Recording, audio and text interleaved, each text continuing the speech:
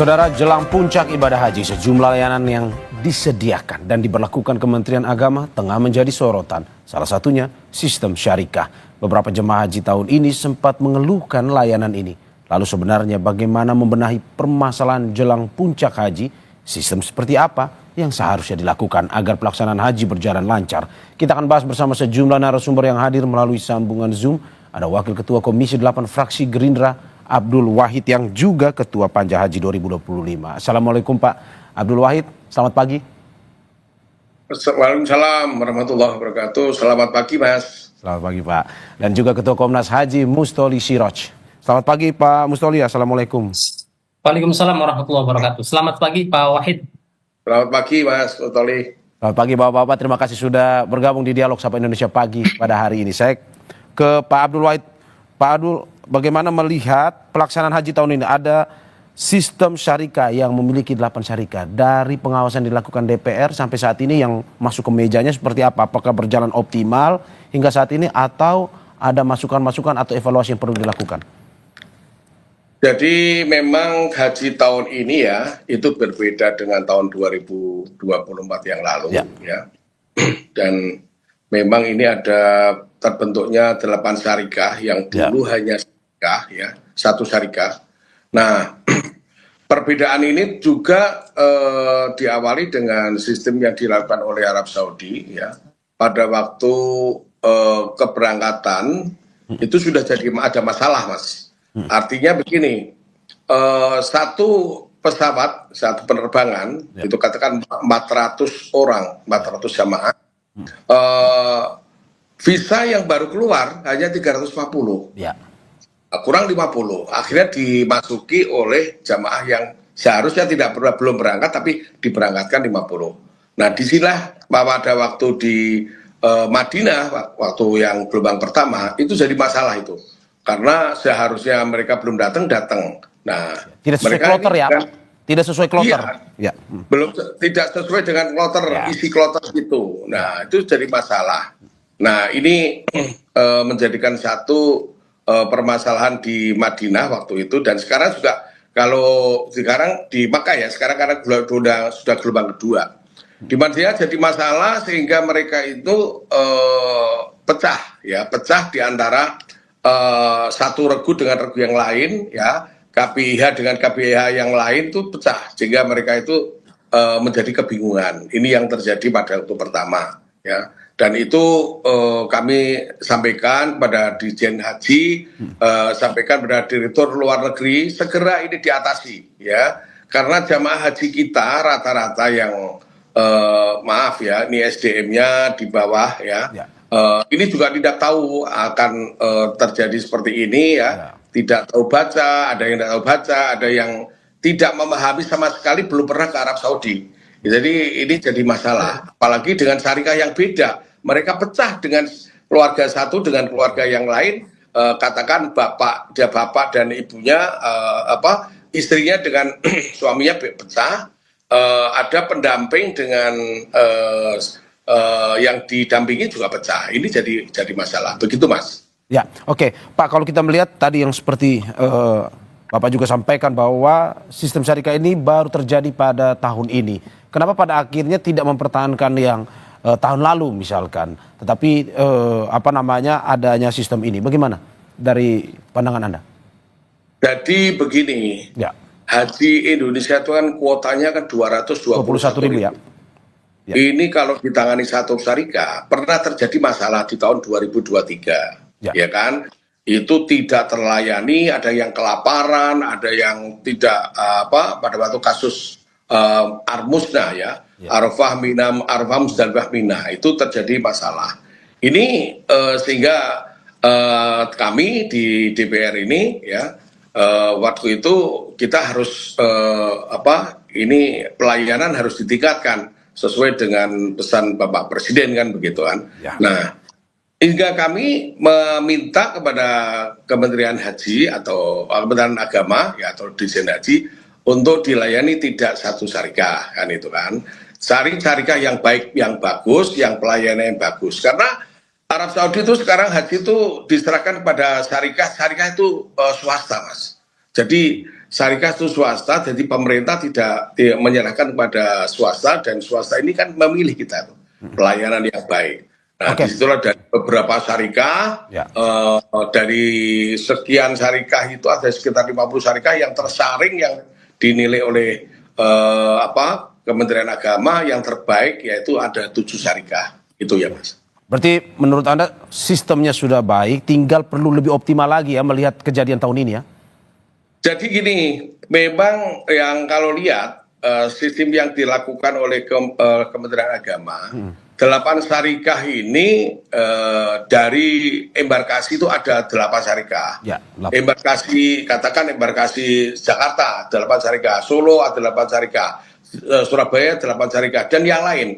Nah, ini kalau sesuai dengan kejadian seperti ini, Mas, ini jadi evaluasi kami. Ya. Jadi paling tidak besok ke depan itu syarikat tidak perlu sampai 8. Oke. Ya, ini terlalu banyak. Ya, maksimal umpama 3 sampai 4 lah. Jadi nanti itu satu embarkasi 1 syarikat. Ya. Katakan Jakarta dijalangi 1 syarikat. Ya. Surabaya 1 syarikat, Solo 1 syarikat, Medan 1 syarikat.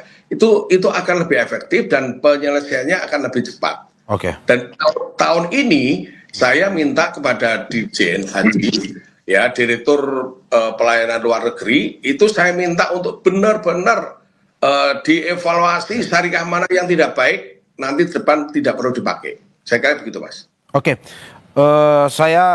Sebelum saya ke Pak Mustoli, ini kami dari Kompas TV sudah mencoba untuk mengundang Dirjen Penyelenggara Haji dan Umroh Kementerian Agama Hilman Latif dan juga perwakilannya, tetapi hingga saat ini memang masih belum memberikan respon.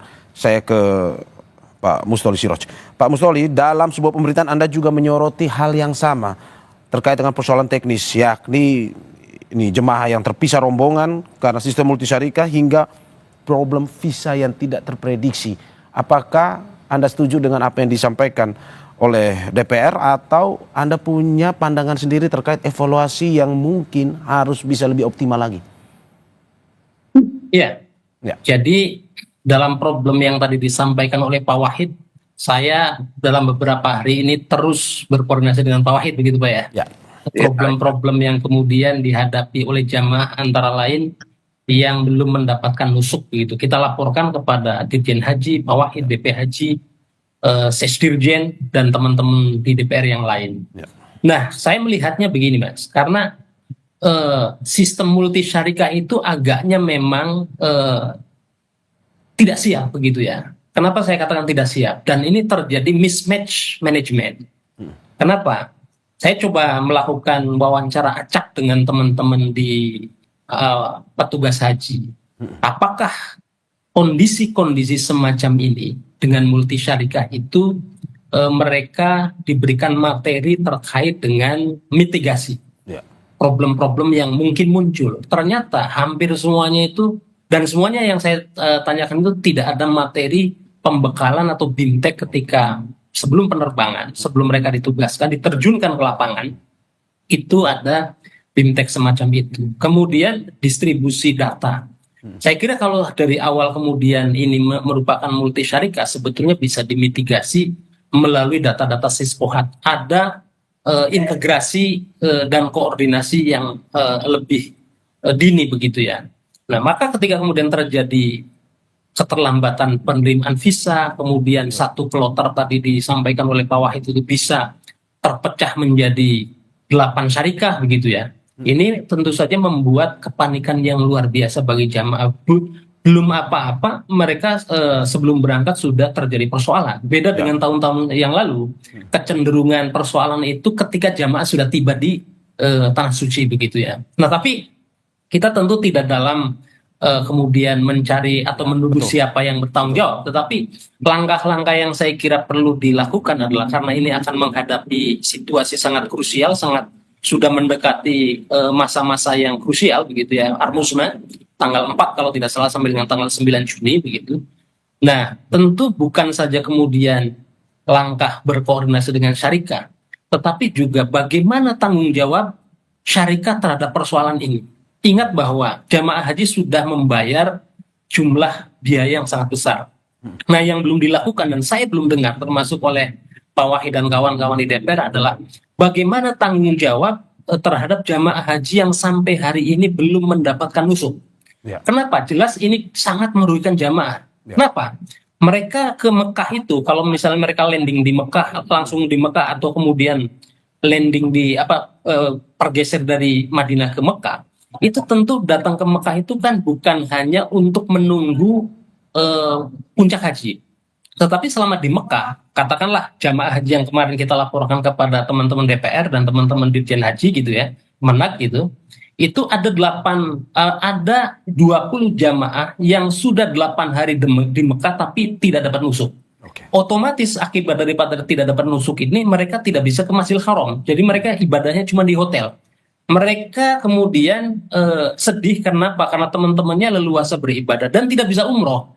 Ya. Karena kan mestinya 8 hari itu kalau yang rajin itu setiap hari bisa umroh. Yang agak-agak rajin itu bisa satu minggu itu bisa dibuat 3 kali umroh. Atau kalau misalnya yang ada hambatan misalnya itu misalnya sudah melakukan 1 kali umroh. Nah ini mereka belum melakukan apa-apa. Oke. Ini saya kira sangat merugikan jamaah. Oke. Nah oleh karena itu saya kira penting kemudian bagaimana solusi ketika nanti menjelang Ahmusnah mereka belum dapat Oke. musuh. Oke, Kalau Pak tadi Musoli. disampaikan, Oke. ya. Kalau melihat Anda, akar masalahnya sebenarnya di mana? Apakah persiapan waktunya yang kurang atau syarikahnya yang memang belum maksimal atau tidak optimal dalam pelaksanaan ibadah haji tahun ini? Kalau kita uraikan begini Mas, jadi jamaah itu kan bayar kepada pemerintah begitu ya. Nah pemerintah kemudian diberikan kewenangan untuk menyelenggarakan ibadah haji ini. Mereka berkontrak dengan syarikah-syarikah itu. Ya. Sampai hari ini saya misalnya belum ada yang menyatakan bahwa pemerintah Saudi itu mewajibkan lebih dari 1 syarikah. Artinya sebetulnya boleh dengan 1 syarikah, 2 syarikah, dan 3 syarikah. Nah tapi dengan 8 syarikah ini terlihat kemudian ada semacam lempar tanggung jawab. Ya. Nah, kalau kita lihat kemarin misalnya pemerintah Saudi sendiri memberikan rilis bahwa mereka juga tidak mau disalahkan begitu ya, karena persoalan semacam ini adalah persoalan antara negara pengirim jamaah dan kemudian dengan mereka berkontrak dengan syarikah, maka silahkan diurus karena ini kegiatan komersial begitu, kontrak komersial. Nah, persoalannya adalah sampai dengan hari ini tidak ada kemudian statement resmi dari Dirjen Haji atau otoritas begitu yang bagaimana kemudian apakah kompensasi dan ganti rugi itu juga mereka upayakan kepada syarikah-syarikah ini begitu ya. Apakah cuma hanya menunggu nasib, hanya koordinasi rapat. Nah, semestinya kan ada tindakan-tindakan yang tadi kalau misalnya Pak Wahid nanti beliau kan punya kewenangan mengawasi dan evaluasi. Nah, tapi satu hal juga Pak Wahid izin bahwa sampai hari ini saya belum mendengar bagaimana tim WAS DPR ini bekerja begitu ya. Tim pengawas kan ada timnya. Nah, saya belum mendengar, yang sering muncul adalah Pak Wahid, kemudian Kang Maman gitu ya. Nah, ini tim WAS-nya saya kira penting juga untuk kemudian berkiprah dalam situasi seperti ini. Karena ini sudah sangat genting. Nah, ketika nanti saya mengusulkan begini Mas. Ketika nanti sampai dengan misalnya menjelang Ahmusnah, menjelang pergerakan ke Arafah, jamaah ini tidak mendapatkan nusuk, apa yang akan dilakukan? Ya. Apakah kemudian pemerintah sudah menyiapkan emergency exit terkait dengan, kalau tadi misalnya Prof. Hilman, Pak Dirjen bilang bahwa digitalisasi. Kalau digitalisasi dalam kondisi kredit seperti sekarang, Mas, itu punya kelemahan. Apa kelemahannya? Bagaimana kalau handphonenya mati? Bagaimana kalau kemudian handphonenya rusak? Ini akan menjadi persoalan-persoalan tersendiri. Artinya saya kira nusuk dalam bentuk fisik saya kira menjadi mutlak begitu ya menjelang Ahmusnah ini supaya tidak menjadi persoalan. Dan saya kira kalau sampai ini naudzubillah ya Pak Wahid ya, tapi katakanlah karena rilis terakhir itu kan masih 90% yang kemudian nusuknya keluar, dan sekarang kan masih ada jamaah-jamaah yang berangkat di gelombang kedua ke Tanah Suci. Nah, bagaimana kalau kemudian katakan sampai dengan hari H itu sama sekali tidak mendapat nusuk? Ini pasti akan menjadi persoalan dan saya sih cenderung bahwa mereka ini harus diberangkatkan haji ulang begitu ya di tahun yang akan datang. Karena hak mereka adalah beribadah. Maka termasuk ibadah itu adalah di tempat yang penting yaitu Arafah, Mina, dan Musdalifah. Saya ke Pak Wahid. Pak Wahid, bagaimana Anda melihat dari Pak Musoli ada beberapa yang menjadi fokus tadi kita sudah bahas terkait dengan syarikat, tetapi juga terkait dengan nusuk. Walaupun sudah 90%, tetapi masih ada keraguan bahwa mungkin saja ada jemaah yang tidak bisa mendapatkan, terutama tadi ada yang bilang digital dan juga analog ini secara kertas dikasih kepada jemaah. Nah, dari DPR sendiri bagaimana melihatnya? Tim pengawasnya seperti apa? Apakah memang di sana betul-betul optimal seperti yang dikatakan Pak Mustoli tadi, masih belum terlihat atau bagaimana? Jadi begini, memang kejadian itu ya terjadi pada seminggu yang lalu, dan kami mendesak kepada Dirjen Haji ya, ini adalah mereka tak suruh ya Pak Dirjen ini segera untuk terbang ke Arab Saudi ya. Dan pada waktu terbang pada waktu di Arab Saudi, kami minta untuk panggil semua syarikah, 8 syarikah dipanggil ya, atas kejadian seperti ini. Jadi 8 syarikah itu tidak semua syarikah itu bermasalah, Mas. Ya. Jadi ada 8 syarikah yang 3 syarikah itu dulu satu syarikah, sekarang pecah ya. Setelah pecah, mereka menjadi 3. Itu mereka yang sudah terbiasa dengan pelayanan jamaah haji Indonesia. Yang 5 syarikah ini syarikah yang baru. Ini belum pernah melakukan pelayanan ibadah haji ya. Nah, sudah dirapatkan, bahkan tadi malam jam 11 Pak Dirjen sudah sampaikan kepada kami ya, tinggal nunggu nusuk ya, yang jamaah-jamaah haji yang belum datang ini sampai closing gate-nya sampai tanggal 31 ya, closing gate 31 sudah dipersiapkan semaksimal mungkin ya, dan yang sampai sekarang belum mendapatkan nusuk sudah sudah diselesaikan semua. Jadi menurut laporan kepada kami tadi malam jam 11 ya, secara langsung Pak Hilman, Pak Dirjen Haji menyampaikan seperti itu. Tapi yang perlu kami sampaikan kepada beliau, segera untuk melakukan mitigasi. Terutama ini persoalan nanti kita menjelang puncak hajinya di Arafah, Mina, Arafah, Musdalifah, Mina. Termasuk juga program Tanazul tersebut, itu harus sukses ya. Karena ini untuk mengurangi tumpukan jamaah haji yang ada di Mina. Nah, beliau sudah sampaikan, dan teman-teman di Timba sebagian sudah datang di Arab Saudi, dan kami juga akan segera terbang ya ke Arab Saudi. Nanti setelah kami ada kegiatan ini dengan Pak Menteri ya, rapat, saya akan terbang ke sana, dan kami juga langsung terjun ke lapangan untuk melihat persiapan di Arafah, Musdalifah, Mina, Mas. Sampai kita mau kumpulkan semua syarikah tersebut.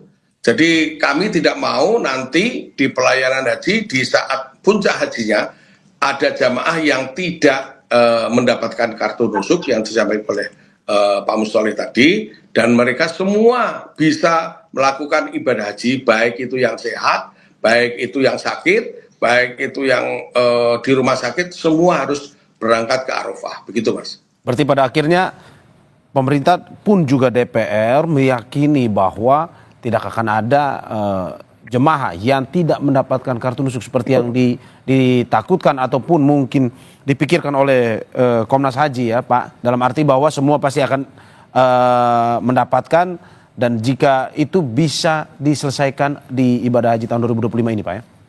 Saya optimis, Mas. Saya optimis karena terus terang begini ya, ini kan tersebar di media sosial ya. Saya kira tidak semuanya seperti itu. Memang yang ada kejadian seperti itu ya, beberapa yang segera dilakukan diselesaikan, Mas, persoalan-persoalan seperti ini. Jadi terutama ya syarikah yang baru ini harus beri pengertian. Persoalan masalah nusuk itu kan begini, syarikah yang baru itu tidak mau menyerahkan pada ketua regu. Mereka maunya diserahkan sendiri, difoto sendiri. Sedangkan jamaah kita kan ada yang ke masjid, ada yang jalan-jalan, ada yang belanja, ada yang di hotel. Nah, penyerahan nusuk itu kan di hotel. Sehingga ini sudah kita sarankan kepada Pak Dirjen Haji, segera rapat mereka untuk diserahkan di jamaah di Indonesia ini kan ada yang namanya ketua regu atau karom ya karu, ini kan mereka bertanggung jawab pada kelompok-kelompoknya. sehingga parti kartu nusuk itu diserahkan. Nah, mereka tidak mau, harusnya diserahkan sendiri, difoto satu-satu. Kapan penyelesaiannya? Ya. Nah, ini yang jadi masalah di lapangan seperti itu, Mas. Oke, saya ke Pak Mustoli. Pak Mustoli, bagaimana melihat optimis pemerintah bahwa kartu nusuk 90% sebentar lagi sudah selesai, Pak. Jadi memang ini diharapkan lebih optimal lagi, dan juga tadi juga dari Pak Wahid mengatakan bahwa terkait dengan syarikah ini ke depan ya 8 terlalu banyak, 3 lah maksimal paling bisa untuk mengakomodir pelaksanaan ibadah haji. Menurut Anda seperti itu? Ya, saya setuju dengan Pak Wahid. Perlu penyederhanaan jumlah syarikat. Ya. Karena nanti akan mudah untuk melakukan pemetaan. Misalnya satu kloter itu ditangani oleh satu syarikat. Ya. Supaya tidak ada namanya lempar tanggung jawab begitu ya. Syarikat ini merasa bahwa datanya adalah punya syarikat sebelah. Berikutnya syarikat sebelah juga seperti itu. Nah, tetapi kemudian kita akan fokus terkait dengan penyelenggaraan ibadah haji yang sudah sebentar lagi akan memasuki puncaknya begitu Mas, di tanggal 4 nanti. Dan pergerakannya kan akan terjadi pada tanggal 3 begitu ya. Nah, memang saat ini yang akan menonjol itu adalah masih pada persoalan nusuk. Karena nusuk ini menjadi kartu wajib untuk memasuki tempat-tempat yang tadi. Oleh karena itu saya kira perlu ada begini, afirmasi kebijakan. Saya ingat kalau tidak salah, nanti tolong koreksi Pak Wahid, tahun lalu juga kalau tidak salah terjadi cukup ketegangan ya terkait dengan jamaah-jamaah yang tidak memiliki, belum keluar nusuknya. Nah kemudian saat itu ada kurang lebih 3.000 atau 4.000 jamaah yang belum menerima nusuk, yang kemudian ada afirmasi kebijakan berupa dokumennya itu tidak lagi berbasis nusuk, tapi mereka yang tidak memiliki nusuk atau tidak sampai nusuknya itu kemudian menggunakan visa. Nah apakah kemudian pada tahun ini akan terjadi demikian? Karena kalau tidak ada Mas, itu pasti akan jamaah akan terpental begitu. Artinya tidak bisa memasuki itu, karena kita tahu ketika memasuki area-area tersebut itu kan penjagaannya kemudian keamanannya itu kan berlapis-lapis. Satu rombongan bis itu bisa diperiksa sampai dengan 5-7 kali Mas untuk masuk ke Arafah, ke Musdalifah, ke terlebih Mina begitu ya. Nah oleh karena itu saya kira perlu ada afirmasi, dan tentu tidak hanya tadi kita bicara tentang syarikat terus begitu ya, tapi bagaimana kemudian pemerintah kita juga melakukan koordinasi dengan otoritas Arab Saudi, Kementerian Haji di sana begitu ya. Karena ini harus nyambung. Kalau misalnya ada afirmasi tapi ternyata implementasi kebijakannya itu berbeda dan belum dibaca oleh aparat setempat, maka itu juga akan sia-sia. Okay. Nah maka pada kesempatan kali ini Mas, ini ada sindiran yang menarik sebetulnya. Yang kemarin ada jamaah yang membawa koper sendiri, kemudian petugasnya tidak ada. Jadi ada yang bilang bahwa haji reguler ini rasa haji backpacker begitu ya. Jadi diurus sendiri, apa-apa sendiri. Nah ini saya kira menjadi masukan yang sangat berharga.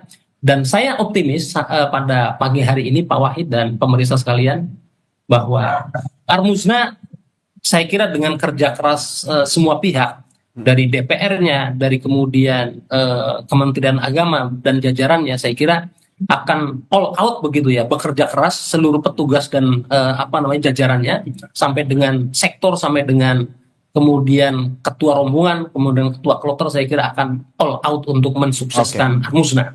Tapi tentu hal-hal yang kemudian kurang kita akan sampaikan, karena kebetulan Mas, kita juga Komnas Haji itu kan membuka aduan online begitu ya, membuka posko. Nah ini juga terus masuk sampai dengan pagi ini. Oke. Saya ke Pak Wahid. Pak Wahid, closing statementnya terkait dengan evaluasi ini. Tadi kita sudah banyak bicara terkait syarikah, pun juga dengan permasalahan yang sudah dialami dan juga sedang dicarikan solusi, termasuk kartu nusuk. Dan juga ada beberapa seperti makanan jemaah haji di sana. Apa yang perlu diperbaiki tahun ini dan tahun depan tidak terjadi lagi atau lebih dimaksimalkan? Tahun ini Mas, saya itu menyebar nomor HP saya kepada jamaah. Ya. Saya selalu mendapatkan laporan. Sudah 2 hari ini laporan kepada kami sangat minim sekali, ya. Terutama persoalan masalah nusuk dan terutama masalah pelayanan di sana. Jadi kalau saya lihat dari catering ya, makanan jamaah rata-rata mengatakan puas ya. Ini akibat daripada kita ekspor ya. Kita ekspor bahan makanan, kita termasuk bumbu 470.000 ton, itu termasuk juga menjadi rasa Nusantara itu ada ya. Yang kedua kaitannya dengan yang disampaikan oleh Pak Mustoleh, ya kalau mereka tidak bisa menunjukkan kartu nusuk, sekarang tadi malam Pak Dirjen menyampaikan itu kalau ke masjid bisa tunjukkan identitas mereka, itu sudah bisa Mas Mustoleh. Tadi malam disampaikan pada Pak Dirjen ya. Jadi bagi jamaah yang ke masjid itu kalau tidak punya kartu nusuk bisa menunjukkan identitasnya, dan itu jangan sampai identitas itu jangan sampai lepas ya, terutama gelang haji, terutama gelang itu sampai ada 3 Mas, itu yang disampaikan kepada kami ya. Terus termasuk juga ini nanti persiapan ke Arafah Mina Musdalifah, ini yang sampaikan saya pesankan tadi malam kan Bapak Dirjen ya, untuk benar-benar harus dilakukan persiapan yang sematang mungkin. Celah-celah seperti tahun yang lalu jangan sampai terjadi ya. Kejadian tahun yang lalu jangan sampai terjadi. Sudah kita mitigasi ya. Jadi sudah kami sampaikan kepada beliau, dan Pak Dirjen bertanggung jawab akan bisa menyelesaikan, insya Allah bisa dilakukan dan bisa diselesaikan dengan baik untuk tahun ini. Terima kasih Bapak-Bapak atas apa yang disampaikan. Semoga pelaksanaan ibadah haji ini tahun ini berjalan lancar, pun juga evaluasi ini dapat dibawa ke pelaksanaan ibadah haji tahun depan yang juga semakin dioptimalkan. Terima kasih Wakil Ketua Komisi 8 Fraksi Gerindra Abdul Wahid, yang juga Ketua Panja Haji 2025 dan Ketua Komnas Haji Mustoli Siroj.